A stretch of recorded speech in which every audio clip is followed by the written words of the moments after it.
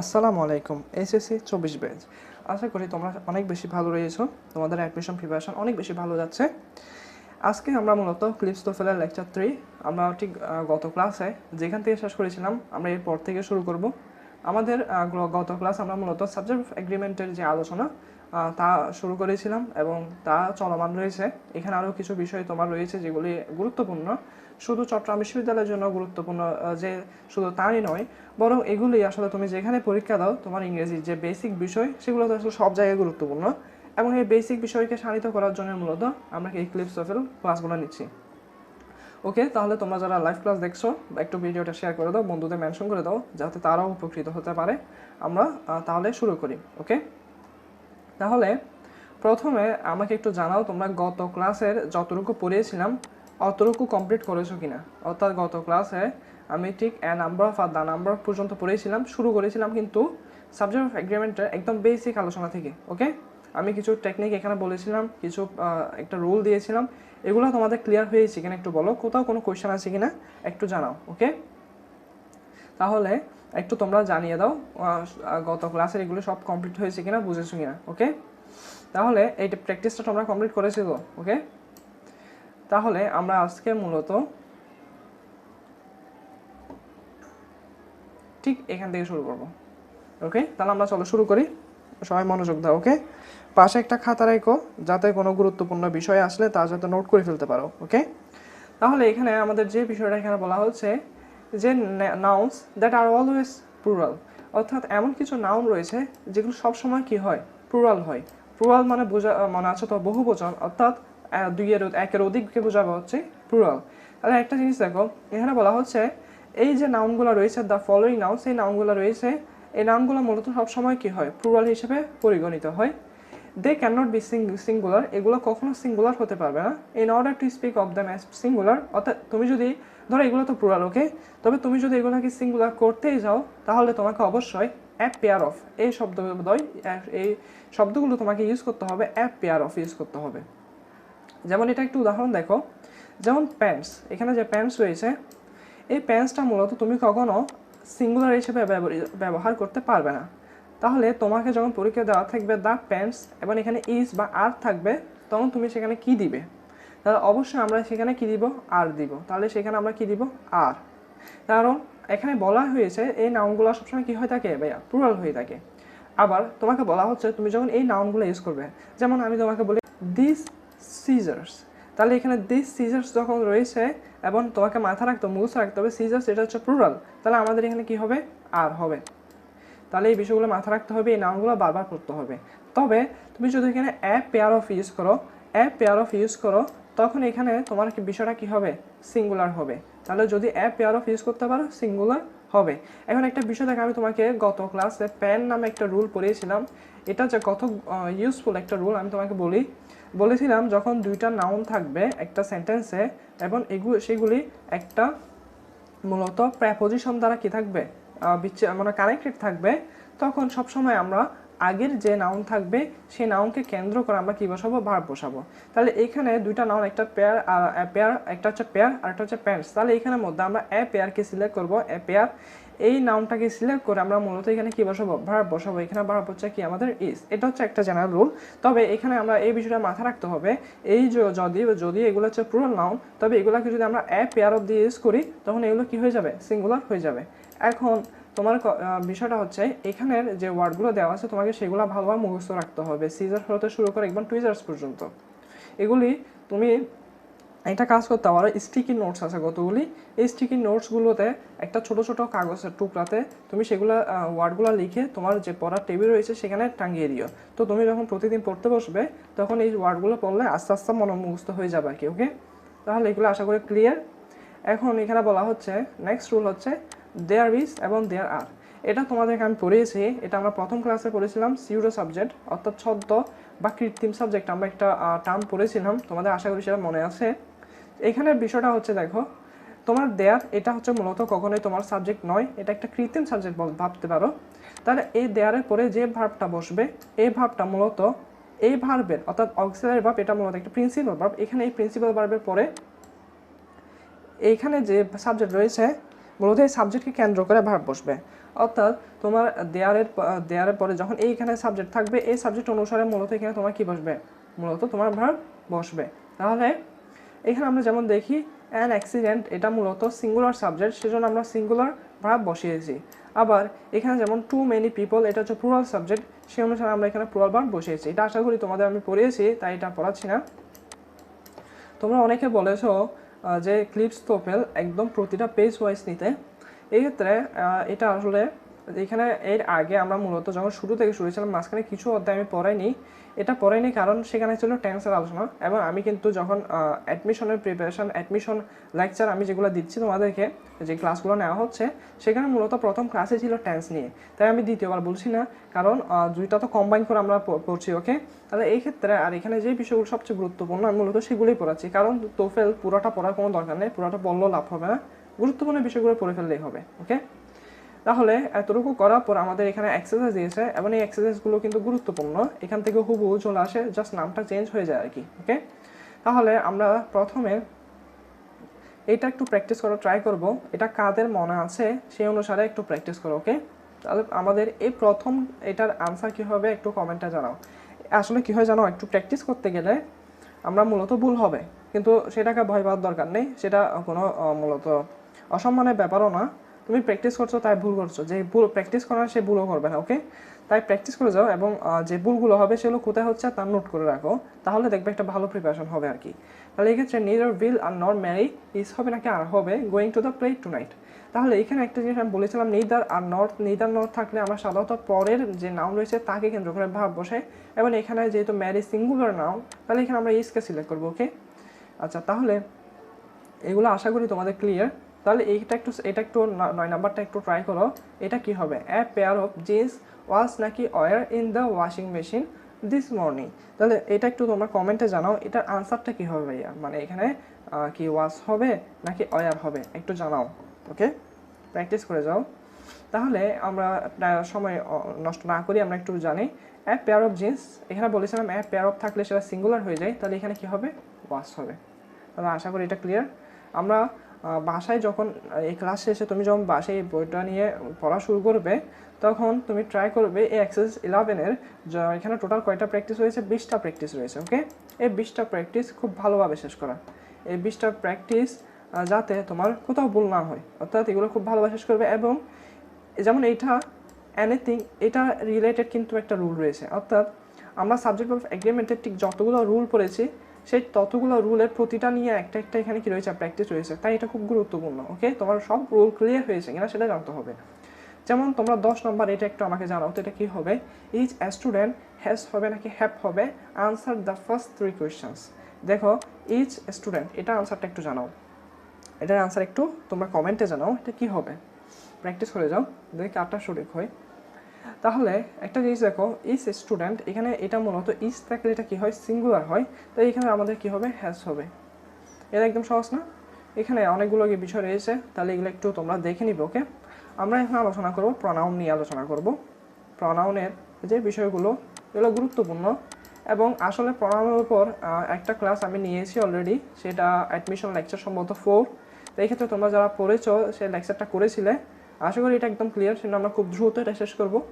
কারণ আমি যদি একই টপিক দুইটা আলাদা আলাদা মূলত কোর্সে যদি আলোচনা করি, আসলে সময়টা অনেক বেশি হয়ে যাবে, তাই চাচ্ছি তোমাদের যেহেতু সময় এখন সংক্ষিপ্ত স্বল্পতা রয়েছে, তাই দ্রুত শেষ করতে। ওকে, এখন প্রনাউন, এখানে প্রনাউন কয় প্রকার রয়েছে এগুলো জানার দরকার নেই, আমরা মেইন এখান থেকে শুরু করি।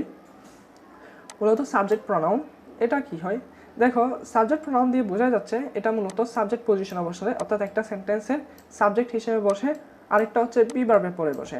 এটা আমি মূলত তোমাদেরকে আমাদের অ্যাডমিশন লেকচারে বলেছিলাম যে বি ভার্ব যখন বসে, বি ভার্বের পরে কি হয়, আমাদের সাবজেক্ট প্রনাউন হয়, অর্থাৎ প্রনাউনের সাবজেক্টিভ ফর্ম বসে। তাহলে একটা জিনিস দেখো, এটা তোমরা মনে আছে কিনা, যেমন যেমন আমি বলেছিলাম যে ইট ইজ,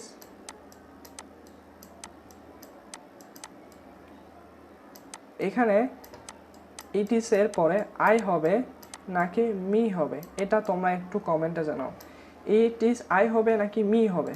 তাহলে ইট ইজ আই হবে নাকি মি হবে একটু জানাও তোমরা কমেন্টে। মনে রাখবে সাবজেক্ট প্রনাউন যেটা বলা হচ্ছে এটা সাধারণত সাবজেক্টের পজিশনে বসে, আর দ্বিতীয় হচ্ছে বি ভার্বের পরে বসে।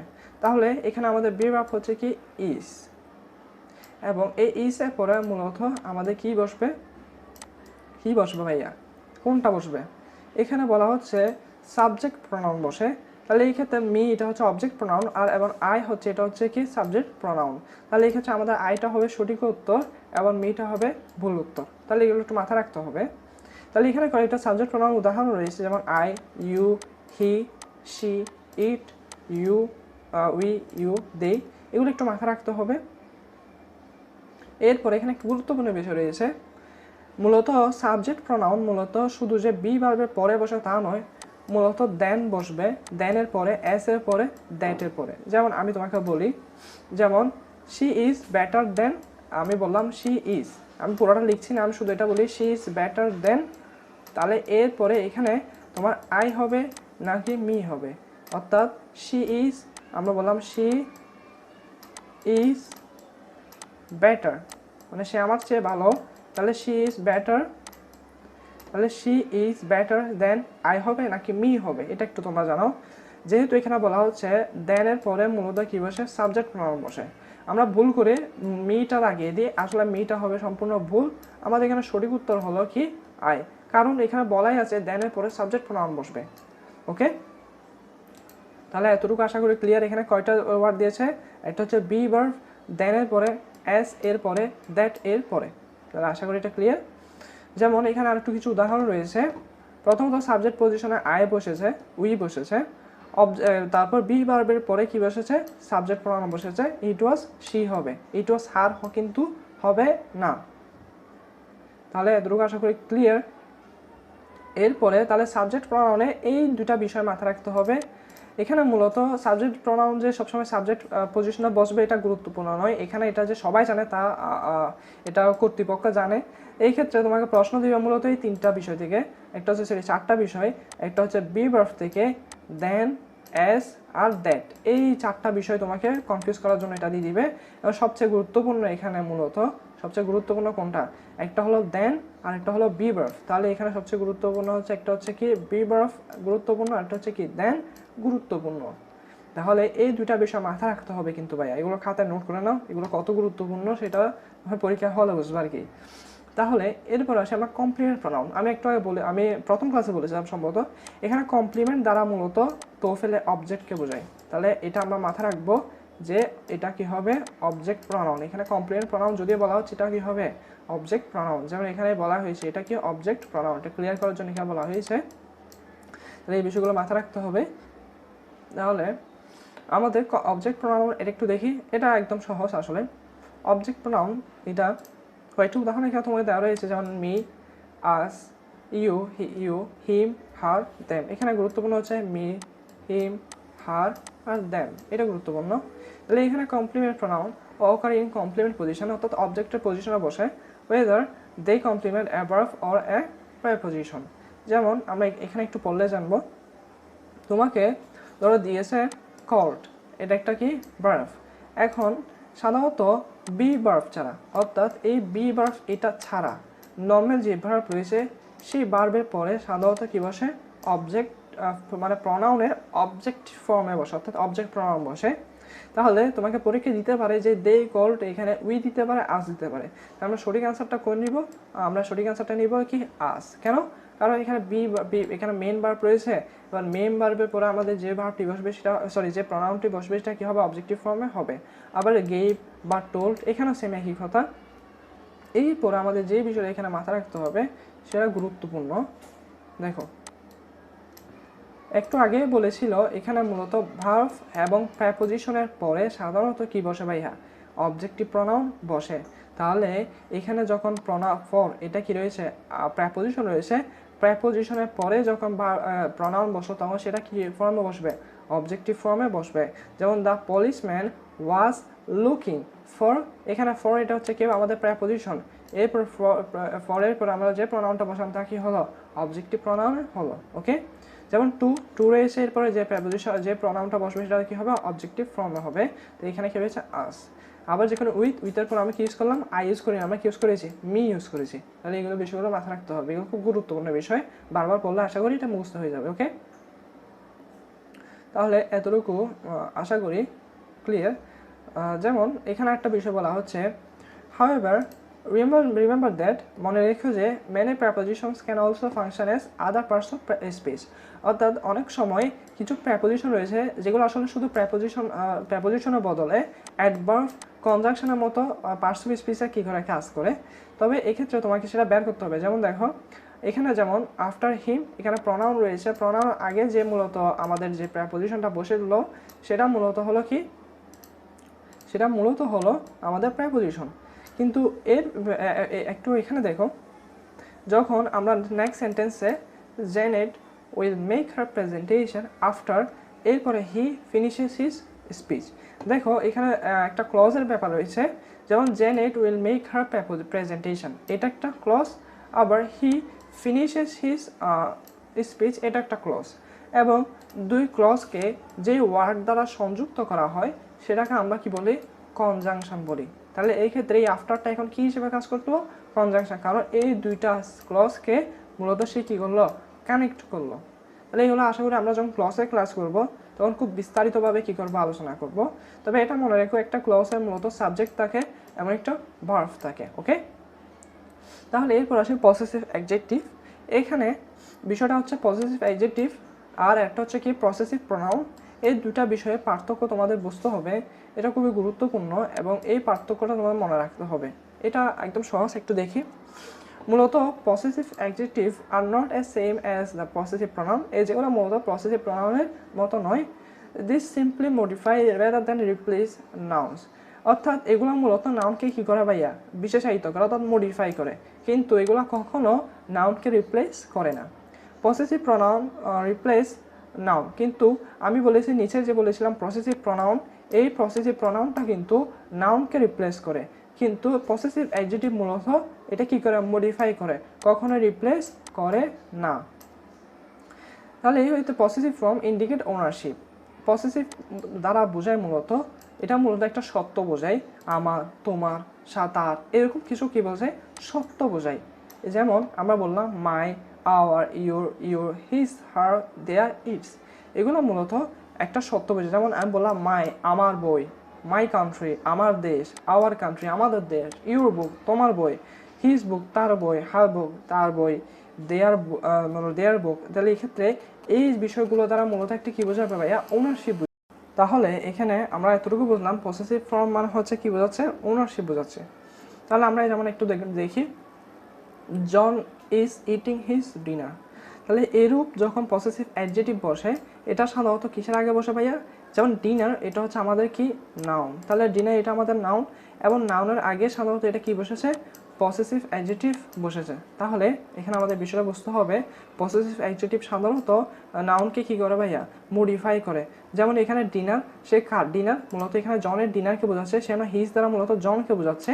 এখানে মূলত নাউনকে কী করছে, মডিফাই করছে, কিন্তু কোথাও কোনো নাউনকে সে কী করেনি, রিপ্লেস করেনি। তাহলে এখানে একটা বিষয় মাথায় রাখতে হবে, পসেসিভ অ্যাডজেক্টিভের পরে সাধারণত একটা কী থাকবে, নাউন থাকবে।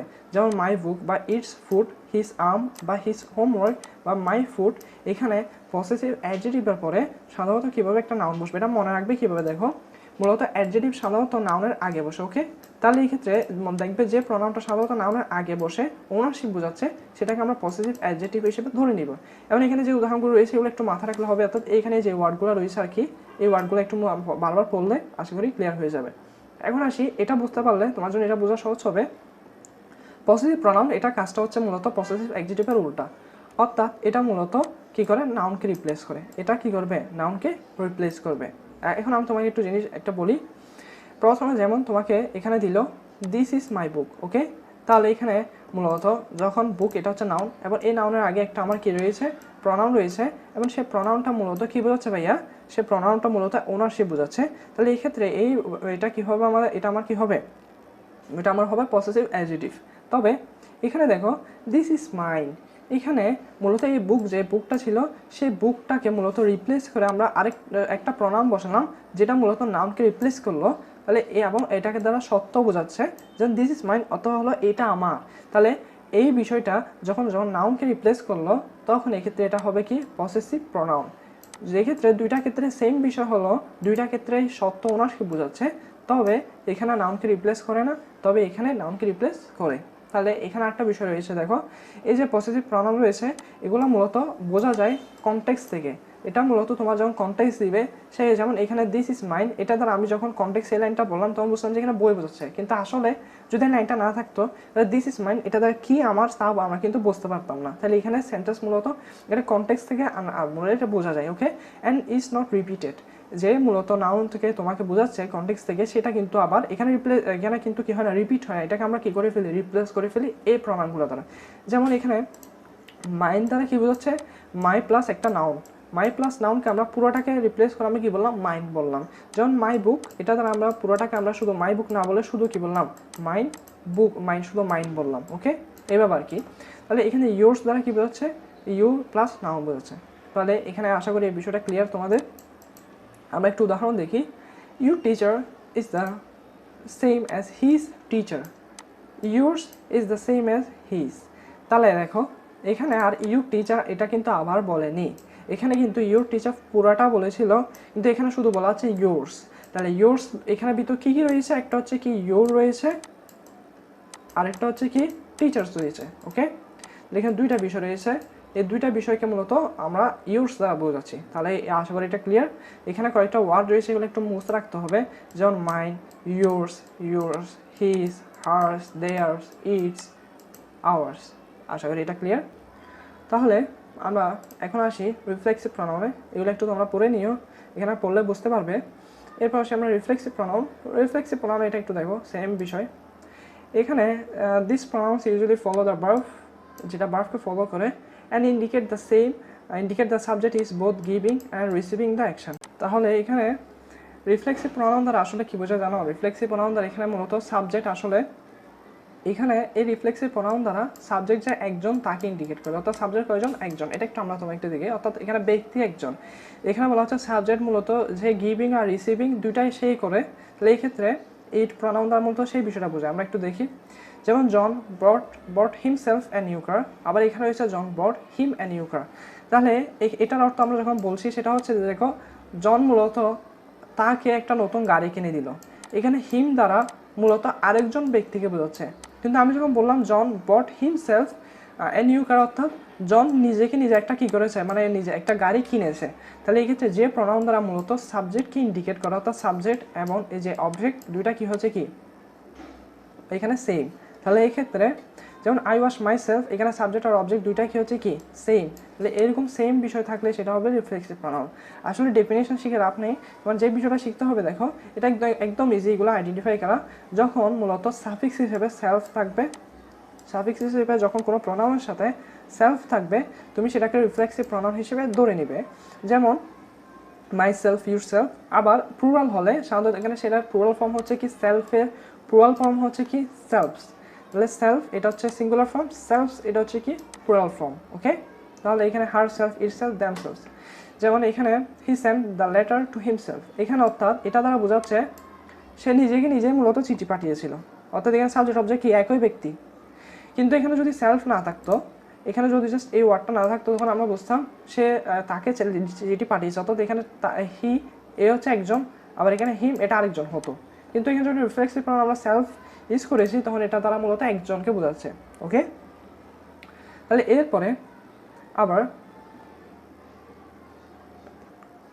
আরেকটা বিষয় আমাদের এখানে মাথায় রাখতে হবে, যেমন আমরা যখন এই সেলফওয়ালা যে প্রনাউনগুলো রয়েছে, সেলফ সাফিক্সযুক্ত যে প্রনাউনগুলো রয়েছে যেগুলোকে আমরা রিফ্লেক্সিভ প্রনাউন বলছি, এগুলো যদি ঠিক সাবজেক্টের পরে বসে, অর্থাৎ এখানে আমাদের সাবজেক্ট হচ্ছে কি আই, এর ঠিক পরে বসলে তখন এই প্রনাউনটার নাম চেঞ্জ হয়ে যায়, এটাকে বলা হয় এমপ্যাথিক প্রনাউন বা ইন্টেন্সিভ প্রনাউন। এটা তেমন জানার দরকার নেই, এটা তেমন গুরুত্বপূর্ণ নয়, তবে জানিয়ে রাখলাম সাবজেক্টের পরে যদি যখন যে প্রনাউনটা বসবে সেটা হবে কি এমপ্যাথিক প্রনাউন। ওকে, তাহলে আমরা এটা আশা করি ক্লিয়ার, আমাদের রিফ্লেক্সিভ প্রনাউনটা ক্লিয়ার। আমরা একটু প্র্যাকটিস করব, এখানে ঠিক কয়েকটা 20টা মতো প্র্যাকটিস রয়েছে, এই প্র্যাকটিসগুলো কমপ্লিট করলে আশা করি প্রনাউন রিলেটেড যে প্রশ্নগুলো আসবে সেগুলো পারবে। তাহলে আমরা প্রথম এটা একটু দেখি, I go to school with হি নাকি হিম এভরিডে।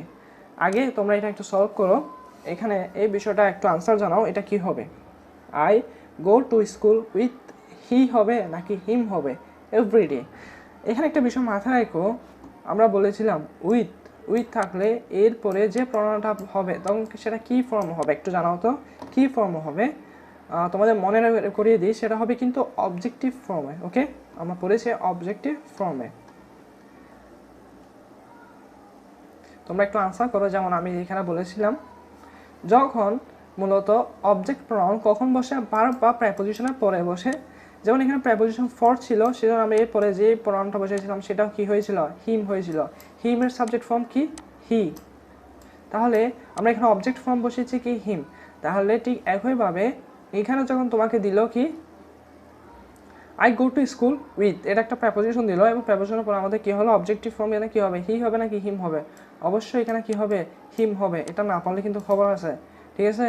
এগুলো একদম সহজ, এগুলো খুব ভালোভাবে মুখস্থ রাখতে হবে। ওকে, তাহলে এগুলো আশা করি তোমরা পারবে। যেমন এখানে দেখো হি নাকি হিম হবে, এখানে হি নাকি হিম এটা বোঝার জন্য তোমাকে দেখতে হবে এইখানে যে প্রনাউনটা বসবে সেটা মূলত সাবজেক্টের পজিশনে বসবে। সেজন্য আমরা সাধারণত এখানে কি বসাবো? হি বসাবো। He is going to New York on vacation. Okay, তাহলে যেমন এটা একটু দেখি, আনসার করো। আই হার্ট মাই হবে নাকি মাইন হবে? দ্য নাকি দা হবে? লেক। এখানে এটার বাংলা অর্থ যদি আমরা একটু বের করি তাহলে বোঝাচ্ছে কি আমি আমার পাকে মূলত কী করেছি? আঘাত করেছি, অর্থাৎ এক ধরনের ব্যথা পেয়েছি আর কি পায়ে। তাহলে এক্ষেত্রে এখানে কী হবে? দেখো লেক এটা কিন্তু কী রয়েছে? নাউন রয়েছে। লেক এটা কী রয়েছে? এটা হচ্ছে কি নাউন। এখন দেখো এটা যেহেতু নাউন এবং এরপরে মূলত আমাদের কি বসবে? সাধারণত যে প্রণামটা বসবে সেটা মূলত ওনারশিপ বোঝাতে হবে, যেহেতু এটা আমি আমার লেককে বোঝাচ্ছি। এবং এখানে দুইটা তোমাকে বিষয় রয়েছে, এখানে আর্টিকেল হবে না সেটা আমরা সবাই শিওর। বাকি রয়েছে মাই হবে নাকি মাইন হবে। দেখো মাইন এটা হচ্ছে কি মূলত আমাদের পসেসিভ প্রনাউন, এবং এটা যখন বসে তখন আমাদের কোনো নাউন আশেপাশে বসবে না, কারণ এটা নাউনকে রিপ্লেস করেই বসে। যেহেতু আমার এখানে প্রশ্নে অলরেডি লেক দেওয়াই রয়েছে, তা আমার সঠিক উত্তর হবে কি মাই। এক্ষেত্রে মাই এটা কি প্রনাউন?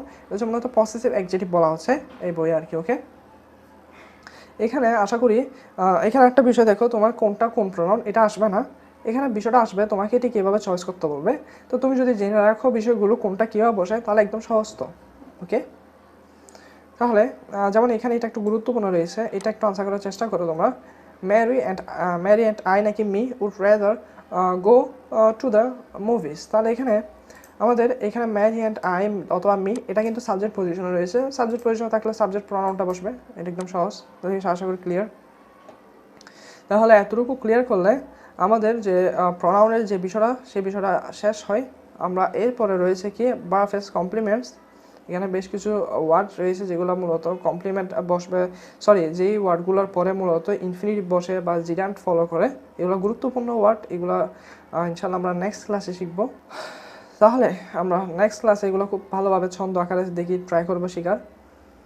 তাহলে তোমরা যারা ক্লাসে ছিলে প্র্যাকটিস করেছো তোমাদের সবাইকে অভিনন্দন এবং ধন্যবাদ। এবার প্র্যাকটিস করে যাও, ইনশাল্লাহ একটি ভালো প্রিপারেশন হবে, একটি ভালো রেজাল্ট হবে ইনশাল্লাহ। আমরা তাহলে দেখা হচ্ছে নেক্সট ক্লাসে আমাদের ক্লিপস ফুলে হবে এবং অ্যাডমিশন লেকচার আমাদের সম্ভবত 5 আসবে আগে। এক্ষেত্রে তোমরা বাসায় বসে প্র্যাকটিস করবে আর প্রচুর পড়ালেখা করো। তাহলে দেখা হবে নতুন ক্লাসে। ধন্যবাদ তোমাদের। আসসালামু আলাইকুম।